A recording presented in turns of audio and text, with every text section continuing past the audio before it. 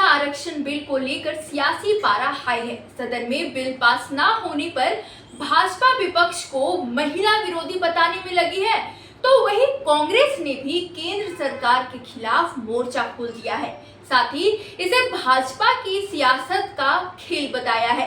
इसी कड़ी में रांची स्थित कांग्रेस प्रदेश कार्यालय में प्रदेश अध्यक्ष केशव महतो कमलेश, विधायक दल नेता प्रदीप यादव, मंत्री दीपिका पांडे सिंह समेत कई नेताओं ने प्रेस वार्ता किया। चलिए सबसे पहले सुनाते हैं कि आखिर प्रदेश अध्यक्ष केशव महतो कमलेश ने क्या कहा। आप सभी जानते ही होंगे कि 2023 में नारी शक्ति बंधन अधिनियम सर्वसम्मति से लोकसभा में पारित हुआ और महामहिम राष्ट्रपति महोदय का उस पर अनुमोदन भी प्राप्त हुआ। उसमें कुछ शर्तें भी सरकार की थीं कि पहले सेंसस हो, उसके बाद डिलिमिटेशन हो और उसके बाद महिला आरक्षण की बात हो। तमाम विपक्षी के माननीय सदस्यों ने अपनी सहमति दी और इसको स्वीकार किया, परंतु अभी इतनी जल्दीबाजी में इसकी संशोधन की क्या सरकार को आवश्यकता पड़ी।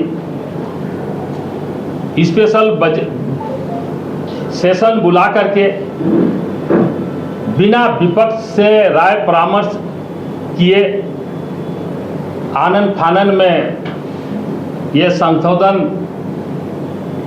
पेश किया गया।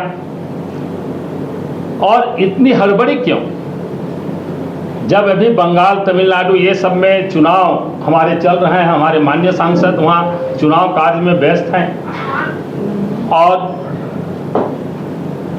यह पेश किया गया स्पेशल सेशन बुला करके लोकसभा में। और जब 2023 को यह सर्वसम्मति से पारित हुआ, माननीय राष्ट्रपति महोदय का अनुमोदन हुआ, तो ये 3 वर्ष बीत जाने के बाद 2026 में और बिना नोटिफिकेशन के बिल पेश होने के बाद रात को नोटिफिकेशन किया गया। 3 वर्ष में यह मौका नहीं मिला और यह भ्रामक प्रचार किया जा रहा है। कांग्रेस महिला आरक्षण के विरोधी है। कांग्रेस शुरू से यह सफाई देने की बात नहीं है। हमारे 5 राष्ट्रीय अध्यक्ष बनी महिला, एनी बेसेंट से लेकर सरोजिनी नायडू से लेकर इंदिरा गांधी, हमारे सोनिया गांधी। तो आपने सुना कि प्रदेश अध्यक्ष केशव महतो कमलेश ने कहा कि केंद्र सरकार महिला आरक्षण के नाम पर 2011 की जनगणना के आधार पर परिसीमन करना चाहती थी। सरकार चाहती थी कि महिला आरक्षण के खिलाफ या फिर कहे तो नाम पर विपक्ष इस बिल को पारित कर दे, ताकि इसके आड़ में 2011 की जनगणना के आधार पर परिसीमन कर सके। प्रेस कॉन्फ्रेंस में ग्रामीण विकास मंत्री दीपिका पांडे सिंह ने क्या कहा, चलिए पहले वो सुनते हैं। को जोहार, प्रणाम, आदाब। बहुत विस्तार से कांग्रेस ने इतिहास में महिलाओं के लिए क्या किया है उसको आपके समक्ष आदरणीय अध्यक्ष जी ने और विधायक दल के नेताजी ने रखा है। और मैं यह भी कहना चाहूँगी कि आज़ादी के बाद भी अगर आप शुरुआत करें वोटिंग राइट से, पंचायती राज, त्रिस्तरीय पंचायती राज में आरक्षण की बात करें, या इस देश को पहली महिला प्रधानमंत्री देना हो, देश को पहली महिला प्रेसिडेंट देना हो, पहला सीएम देना हो, सांसद देना हो, इन तमाम चीज़ों को करने का काम कांग्रेस ने किया है। लोकसभा अध्यक्ष भी पहली बार कांग्रेस ने एक महिला को यह मौका दिया। इसके अलावा कल जो हुआ, प्रधानमंत्री जी का आप लोगों ने संबोधन सुना, 58 टाइम्स उन्होंने कांग्रेस का नाम लिया। जब ये नारी शक्ति वंदन अधिनियम 2023 में पारित हुआ 21 सितंबर को, उसके बाद से लगातार महिलाओं में रोष था, खास करके जो राजनीतिक महिलाएं हैं उनमें विशेष करके कि अगर इनकी नीयत साफ होती तो वो तत्काल प्रभाव से लागू होता।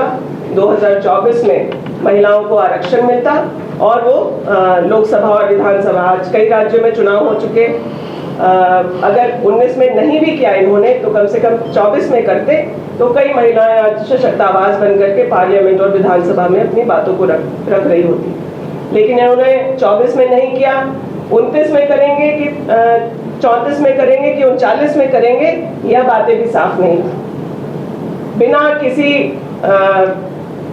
बातों को बहुत दबाव बनाए पूरे विपक्ष ने, महिलाओं की बात थी तो उसको सर्वसम्मति से पारित किया।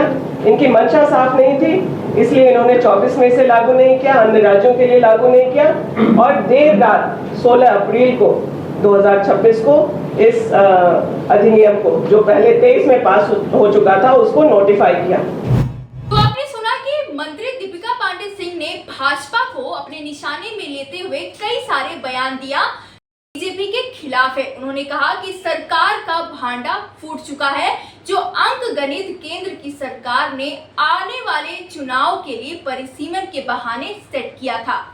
कुल मिलाकर महिला आरक्षण बिल पर छिड़ी इस सियासी जंग ने देश के राजनीतिक गलियारों में हलचल पैदा कर दी है।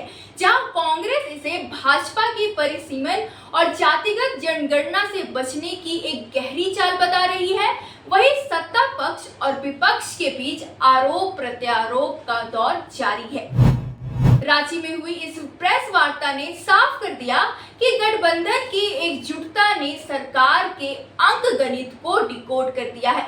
अब देखना यह होगा कि महिला अधिकारों के नाम पर शुरू हुआ यह विवाद आगामी चुनावों में क्या मोड़ लाता है। फिलहाल इस पूरी खबर पर आपकी क्या राय है, कमेंट बॉक्स में जरूर लिखकर बताएं।